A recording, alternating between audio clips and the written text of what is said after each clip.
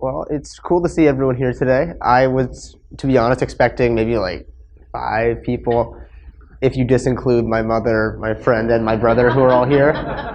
But I appreciate them, and I'm flattered that all of you came to see me speak about my limited run in life so far.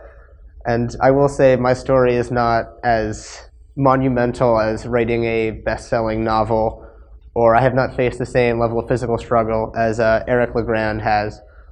But I have been told that my circumstance and my story is a bit unusual. And, it's a good story. There's fighting, torture, romance, poison, giants. And that was a joke. Unfortunately, my story is not as nearly as entertaining as The Princess Bride, but I'll still try to tell it anyway. I'm sorry to say there's a little bit of exposition that comes with it.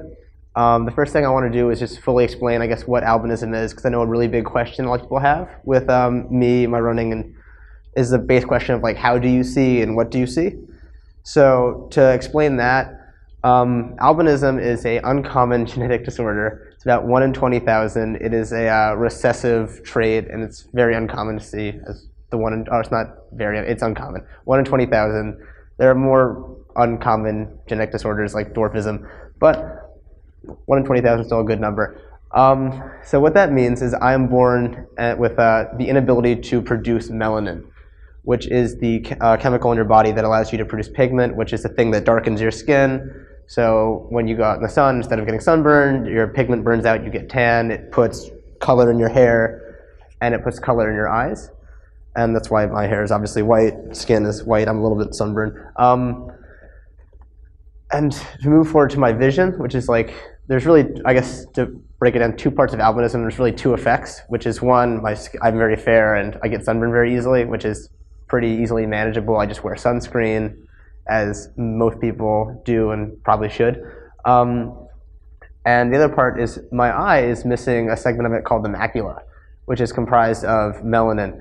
And with that, it means my eye lacks the actual like pigmented filter, which is what allows your eyes to like filter light. So my eyes are extremely photosensitive. So when I'm running or just outside in general, I have to wear a hat and sunglasses. And it also means that my eye has this inability to focus. And with most people's eyes, you have this ability that you can see something at a distance, you can squint at it, and it will become clearer and more in focus. That level of like disclarity that you see before you squint is kind of my vision perpetually. So my vision is 2300. So the big, I guess, like way I try to explain it to people who ask, like, what does that exactly mean? Because I know it's just 2 numbers. Is that the level of clarity that like the average person sees when they look across a football field? That is the clarity I have from 20 feet.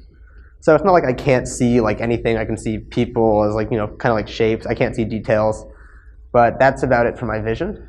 And that's, I guess, like how I would explain albinism. And that really is the aspect of albinism that affects me more is the vision, which is what I came to talk about.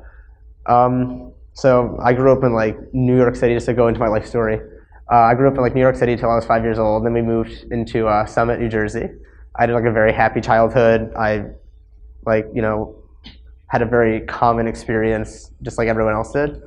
And then in 7th grade, things changed a bit when my father had to move to Hong Kong, and we had to move with him for, I think, a 3 to 5 year stay, or potentially indefinite stay, in Hong Kong. So that was obviously like a big change. I think it'd be a big change for any kind of child, any kind of family, to be completely uprooted from New Jersey and then dropped in Asia. And Asia didn't go so well for me. I did not go over very well in China. I was not looked upon as like, oh, it's like a special snowflake. I was considered, I was a special snowflake, but not in the good way. I was considered bad luck there. Like, I'm not sure if people know, but like in mainland China and Hong Kong's not the mainland, there's a good amount of like people who are from mainland China and raised culturally Chinese. I went to an international school, and there was a lot of just like, I think it was 90% Chinese, like 40% Canadian. So it was very Chinese. A lot of kids were local Chinese kids, and a lot of them were very superstitious. And my differences did not go over so well with them, as I was just viewed as very unlucky. It was like a bad luck charm to have me around. So I was treated very poorly there. I was, picked on, like, physically. People would, like, call me names and, like, verbally, like, tease me, that kind of thing, which didn't really bother me so much. But what really bothered me more was, I guess, like, physical bullying, which is its whole own can of worms that I'm not going to go into about why bullying's bad. Obviously, it's very bad. I've been a victim of it, where, like, you've been, like, beaten up and picked on and kicked, punched. And when I was there, teachers at my school really didn't do anything to help me out. So it was a very dark time in my life. It was just kind of unfortunate. Like, I didn't like going to school. Like, I just remember, like, not wanting to go to school a lot of the time. And if I went there, I really wouldn't do anything in school. I might just sit there and just kind of, like, pretend like I'm not. And like, the one good thing that came out of Hong Kong actually was since I didn't really have a lot going on, all of my afternoons were always free. So I remember I signed up for cross country because I had done it in, like, 6th grade and in 7th grade in Summit, and then I signed up for it in 8th grade in Hong Kong because I thought, oh, I enjoyed it then, maybe it'll give me something, like, better, more productive to do with my time than sit around and do nothing. And that was, like, I think, honestly, the one really good thing that came out of Hong Kong, aside from how close I got with my family, since we'd spend almost every afternoon together. But I got really into running there. I remember it was cool because in, like, the middle school program for Summit, like, you'd run, like, 2 miles a day, and it was very, like, just, like, low-key, just kind of go and have fun. And then in Hong Kong, it was actually a more serious program where I'd run, like, 4 miles. I remember, like, feeling really pushed by it. And that was, like, probably the best thing that came out of Hong Kong. But even with that, that's, like, 3 days after school a week, and that didn't really, like, make up for, like, how horrible I was feeling in school and just, like, how bad things were for me. And I say it with a smile now because it happened, like, 5 years ago. But it really was quite bad. But what happened is eventually I got to a point where I kind of just, like, I don't want to say broke, but I kind of broke. And that I went and I just talked to my parents and I said, hey, this is, like, because like, they were mad at me because I was at this point, like, not motivated. I wasn't doing things. I wouldn't do schoolwork. And they were, like, yelling at me for that. And I decided, okay, it's time that I tell my parents about why I don't want to go to school and why I think it's so horrible here. Because prior to that, I've kind of kept it bottled inside. And I talked to them about it. And that was probably the winter of my 8th grade year. So I had been in Hong Kong for about a year at that point. And almost immediately things didn't start getting better, but they started looking better. In that my mom started working both my parents actually started working very hard and trying to see if they could transfer me to a different school where maybe things would be better for me. And even that was a bit of a gambit and, like, a hope. And as it turns out, all, like, the private schools aren't really looking to get, like, someone with disabilities like, enlisted there just because, or, like, enrolled there just because they thought that, like, I required all these kinds of accommodations. Like, they had to do all the stuff for me, even though I honestly required very few accommodations. So that didn't work out. And once we realized that that wasn't going to work out, what happened was my mother and father started planning on how to move us back to New Jersey so I could begin high school in New Jersey. And we did that. So my mother, brother, and I moved back to New Jersey into our old home, which we were renting out. Unfortunately, though, this is a sacrifice that I know my father made, which I'm still very grateful for, is that he stayed in Hong Kong indefinitely. I think he would have, like, potentially would have had to stay there for about a year and a half plus to complete, like, the 3-year term he had. Although his company was very kind and let him go after 6 months. But there was about a 4-month period, I think the first half of my freshman year, where I just didn't see my father. And that was a big sacrifice I know he made for me. So we could go back and I could have, like, a much better life with, like, my old friends and go to a new high school where things, like, we knew would be better. And I'm still very grateful for that. And the other important thing I got moving back to America was having this kind of newfound sense of, like, motivation, in that I knew that, like, my life was like, so horrible before and things weren't going well for me and I wasn't motivated. And getting back kind of refreshed me, and it gave me, like, this new sense of, like, zeal for life, where I went into school and I started working harder. I started, like, applying myself more academically, and I also signed up for the cross-country team in New Jersey just because I knew in Hong Kong it was one of the few things I enjoyed. So I went and I signed up again just because, like, all of my friends were doing it. Now, mind you, when I did it in, like, New Jersey back in, like, Summit, when I was in 6th grade, I was one of the worst runners on the team. I was very, very slow, and just, like, yeah, like, I think the coach was one of my teachers for middle school. He didn't, like, even realize I signed up for running until I showed up the first day. And then I remember because the first day I was like, okay, I think I can do okay at this. So I tried out with all the other freshmen, and I remember like they all had lots of trouble with it, and I had a better go at it. And I kind of realized, oh, this is something that I'm kind of good at. So I kept with it. I started applying myself, and I went from being this unknown freshman who just kind of showed up to being like the 5th best freshman to the 4th best freshman, and I just kept working my way up the ladder until I reached that kind of point where you were in like that like elite top 5 position. I think I was number 2 that year, which was just very exciting for me because like that was such like a very large achievement, and a huge part of that goes out to my coach who really pushed me, and that I think I speak for every disabled person when I say that what disabled people want really is to be treated normally while being given the accommodations they have like silently.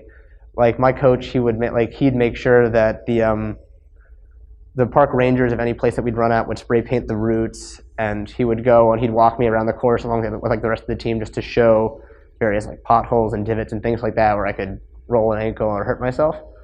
And it was things like that that he did silently. He would never ask for thanks for it. And then at the same time, if I ran poorly after that, he would still yell at me just like he'd yell at anyone else, or tell me what I could have done better. And he treated me just like everyone else on the team. And you know, I like to joke about it. I think like for 2 years, I was the most yelled at person on the team, which I understand. Like it's not a fault of his at all. It's just that he really wanted me to be the best that I could be and push me as far as I could. And he knew the limitations I had with my vision issues, and understood that like I'm running in a like circumstance different from anyone else in the state really at the time, and I think still. And I'm really grateful for that. That just he was willing to push me just like he'd push anyone else. And I think that the big thing also, actually, I just want to thank, like, they're not here, but another huge part of that was my teammates and my peers who also were always willing to help me. I know it's mentioned in the Star Ledger article, which is why I bring it up now, that like all of my teammates, because like I told them, and a good amount of them were prior good friends of mine, they all knew about my vision issues and would always know that if we were going to run, like at practice, to like shout out like there's a curb, there's a fallen tree, there's a pothole, things like that. And that was also very helpful. And 4 years later, I'm here now speaking to all of you about running. And I really think it is like a great thing just to have people and coaches and push you and do that kind of thing. So I guess it's turned into a running talk. But I don't know, I get excited about running. But since then, it's been a big part of my life. I've really pushed myself. While my academic performance will, I think, never live up to exactly what my Chinese mother wants, I think I did a pretty decent job. And I've made it this far, and now I think probably the biggest accomplishment I've had academically and athletically would be having the opportunity to run next year as a collegiate athlete, since it was uncommon enough for me to run at like the level and stage that I ran at as a high schooler. So to be given the opportunity and to, I guess, have earned the opportunity to run at like the collegiate level, which is like a higher standard and a higher grade, despite like all my visual problems, I think is something like, I don't know, I certainly think I'm probably most proud of in my life, achievement-wise. And I think it's just the, it's not just about me. It's like, I know a huge part of it is just all the people around me, my peers, my coaches, the captains I had previously, my parents and friends who support me as I do all this stuff. And as I face setbacks, they always help me get back up. If I have like a bad race, if I fall, they're always there to help me up. And that's really been a wonderful thing. And while I obviously have not had the decades of life experience that the other speakers have had, nor have I done the things they have or faced the things they have, the one big lesson I think that like I can impart from my own personal experience is that of support, and I guess kind of like solidarity, which is an unusual word to use in like an everyday context, but just like having empathy for people around you. And I know a huge issue with like adolescents with facing any kind of like setback, whether it be like substance abuse or like family issues or just really any like bullying, just anything, is that there's this sense of just isolation and almost like shame and embarrassment of like having this problem. And like I know when I was in 8th grade, I didn't want to talk to anyone about it. I felt like very embarrassed by it. I didn't want to put my burden onto anyone else.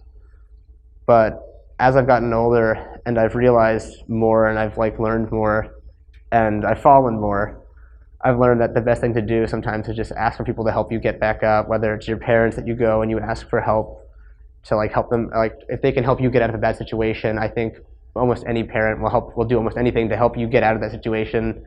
If you're having problems and you think your friends could help, then talking to them can be helpful. Even teachers, guidance counselors, a coach, just there's lots of people out there who are always willing to support you.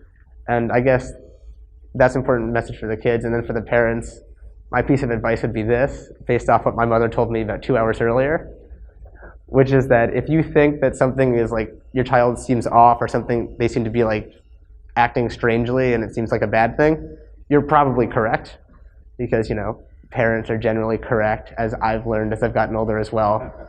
My mother's generally has a better, she generally has a better handle of what's happening than I do.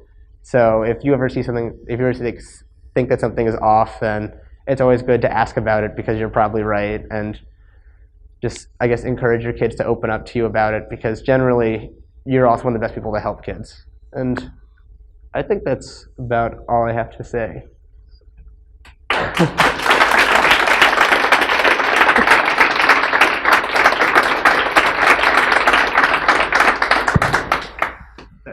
That was fabulous, Ryan. The good news is we're recording this, and I think you were able to so articulately touch on so much that we can probably just play this at our freshman orientation next year. Curriculum night for parents, just say, put Ryan on the screen, and he's going to give us all that we need to know. So I certainly would invite any student or adult or anybody who wants to come ask a question to just come on up over here, and I'll pass the microphone over to you. I'll start with an easy one for you, Ryan, which is, can you talk a little bit about, you talked so much about running, but how about school? How about Summit High School is just like Chatham High School? If you can't see as well as some other students, what kinds of strategies or accommodations do you have for your academic work? Mm-hmm. I would say, as far as like schools, I know like schools like Summit, and I imagine Chatham, I think a lot of the schools in New Jersey, to be honest, are really fantastic with accommodations. Like if you need help and you have to talk to someone about getting some kind of like aid, whether it be like, I know in the middle school, when I entered the middle school, they put reflective tape on every single step in the entire school. And I don't think I even asked for that. I think they just did it, just because like they have like meetings about it. And really, if you're willing to, and like that, so that wasn't even self-advocacy, but the biggest thing I'd emphasize would be self-advocacy, which is like if you're in a class, and I know I have the issue of like sometimes I can't see things on the board, and if that's a problem, I talk to teachers before the year starts. I just go in like the first day early, and I tell them that every so often, or very often, I might not be able to see the board. So what I will do is I will just walk up to the board and just write down what's on it, and then just go back to my seat. And I hope that you don't mind that. I'll do my best to be as like non-disruptive as possible. But self-advocacy, I think, is the biggest thing when it comes to like accommodations, that kind of thing, because academics are obviously very important, and that's like a huge part of going to school. But yeah, no, other than that, I think honestly the school districts have been really fantastic as far as like accommodating me and my experience. But that's also because my mom is a very vocal advocate for me if I ever have trouble.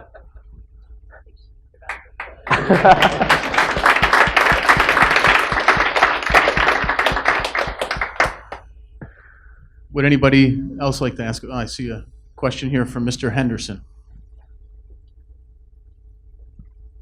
So you ended your speech talking about how it's okay to ask for help. Mm-hmm. It's okay to reach out, especially to your parents. Thinking back to your 7th grade self, you said it was a difficult time for you. Why do you think it took you so long to speak out and speak to your parents? What did you think that their reaction was going to be? Because I think a lot of middle schoolers and high school students have the same feeling that you had. That's actually a very good thing that I still try to think about. I think a big part of it was just a sense of like embarrassment that like I know like my father had a lot going on. I know my brother was like doing well, and like he had friends, and he was like, I think probably doing better than he was in the school he was in before.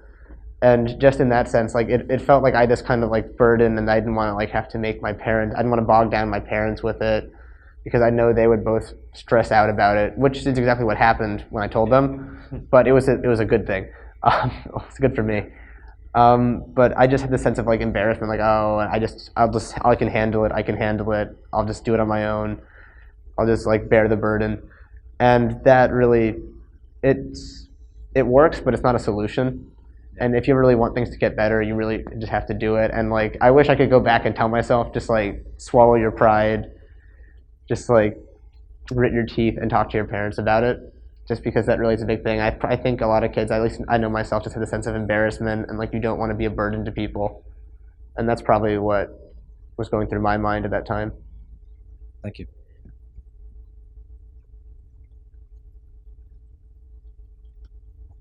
Hi. I have 3 questions. They're not related. All right. The first question, you talked to the gentleman in the audience just now about how you approached your parents, but I'm interested to learn how you developed in school an ability, in a sense, to self-advocate. Maybe there's children with disabilities now, or individual education plans, IEPs, and that could be a goal, to move from your parents advocating for you to be a better self-advocate. So how did you develop those skills and strategies? To be honest, a lot of that was just from a young age. My parents really heavily encouraged it, which I think anyone with an IEP, I know there's that initial meeting with the parents, and I think that should be a thing that should be stressed upon the parents, because while the school can do a lot with the IEPs and stuff like that, like all parties kind of have to put effort in. Like the student has to put the effort in to be a self-advocate. And I think at such a young age, when I was like 6, 7, my mother telling me, like every day, saying, all right, well, if you have a problem, you have to self-advocate.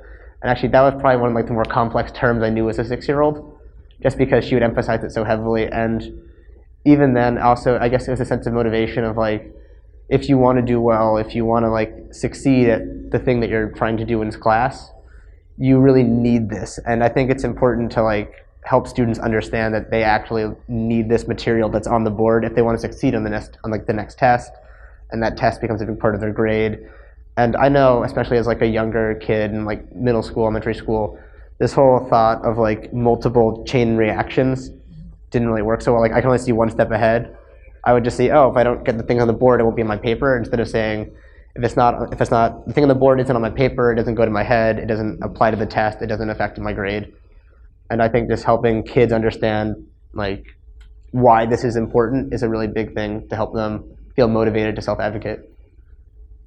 And can I also ask, please, was there a particular impetus or catalyst that you decided to become a public speaker and bring your story? Because you're very charismatic and engaging as a speaker. Was there a particular event that was a starting point? I can't say there's like a definitive answer to that. It's just, I guess at some point in the past, I've always liked being in the spotlight. I'm a big talker. I'll talk forever if you let me. For better or for worse, I'll probably say very little with many words. But I do enjoy speaking, and I know if there's one thing I'm an expert on, it's my own personal life and my experiences, which I can go on about forever. And then I guess at some point I realized I have this kind of interesting story. And when I wrote when I started writing my college essay and putting it to paper, actually even before that, at sophomore year, I wrote an essay where I kind of touched upon similar things, and I think that essay got like 100.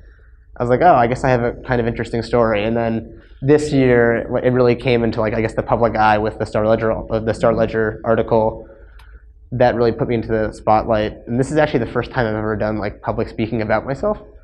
So. Oh, you couldn't tell. You're terrific. Absolutely you. Terrific. And my final question, please, is what are you going to major in school? What do you think career-wise? Right now, my plan for a major in the next 4 years would be urban studies, which at Vassar is like a multidisciplinary major. So what you kind of do is you take 2 aspects, say like economics and environmental science, and you see how you can kind of combine them in the context of city planning. And I plan on, as of right now, I'm going to liberal arts school, so maybe I'll take classes in it and hate it. But as of right now, I plan to go and study urban studies with a focus in environmental sciences. and then go to city planning, hopefully. Thank you. Do we have any student who's brave enough? I actually read your college essay, and if anybody here has not read it, it was a great essay. Having a freshman in college now and a rising senior, it's hard to say a lot in 500 words, right? And your essay really did grab me. And I'm wondering if you think you'll be referred to as the ghost when you run in college. It would kind of be cool to have it be like the college name, because like at this point, I mean, like the whole stigma of it, that was like in the past, and like I know in like the high school thing, obviously it's not a nickname I've given to because I was so fast as my appearance, but it's a pretty cool nickname. They could call me like Snowball or Snowman, and it'd be kind of unfortunate. But I'm okay with Ghost. That's a Where are pretty you cool name. running? What college are you running at so we can follow you? Vassar College. Oh, that's awesome. Congratulations. Thank you. Yeah, very, very interesting. I always try to teach my children to be empathic, so it's wonderful to see you speak. Thank you. We can't leave here without a student speaking, so some students got to have the courage to formulate a question.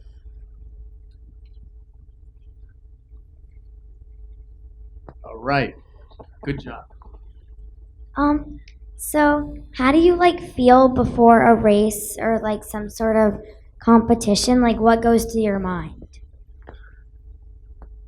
Usually my thought process before a race is that for the whole day leading up to it, I'll be kind of nervous, but it'll be okay. And then generally I get to the line, and once I put like my foot on the line, I just get this kind of like excitement.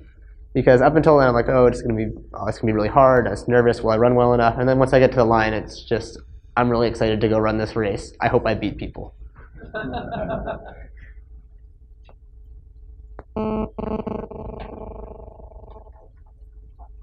I'm curious. I mean, I step off a curb and I do it gingerly. How do you get the times? How do you achieve the times that you achieve? And aren't you afraid ever of hitting a pothole or turning an ankle? Or, I mean, you're flying with those times. That actually is a slight problem that I have. Is that if I'm running fast enough, I can't really see where I'm going.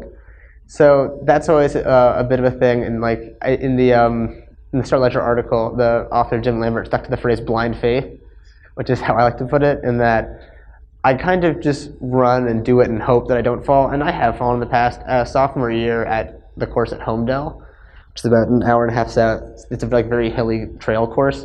I ended up on like the final 800, like half mile. I fell down a hill, and I wrenched my back, and like I think I was out for about 3-4 weeks afterwards. So that always is like a fear, and I think the way I put it in the article is that it's like being a race car driver. Like you always have in the back of your head that like, oh, I could fall, I could trip, I could hurt myself, but I still just have to go do it anyway. So you do it in spite of the fear. Yeah, I just kind of tuck the fear in the back of my head.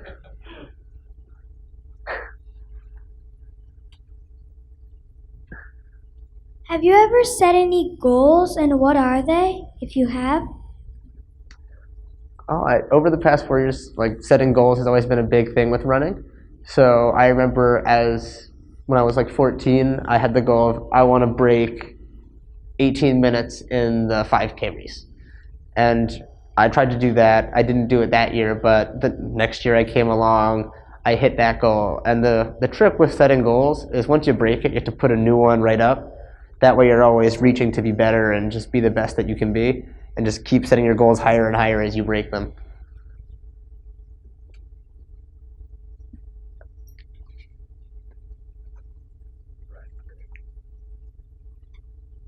Do you only run cross country, or do you also do like track and field? I run both track, cross country, and field. I run cross country and track and field, so I actually end up running almost the entire year. I think across, because what happens as you get older for cross country, you have to train in the summer. So I run all summer, and then I run cross country, then I run track in the winter and spring. So I think I get probably like a month total off of a year from running. So it never really ends. I just run track, cross country, field, everything. Did you earn 12 letters in your high school career, Ryan? I think so. Yeah, I did. There's like one's like a weird iffy technicality one, but I'm pretty sure I got it.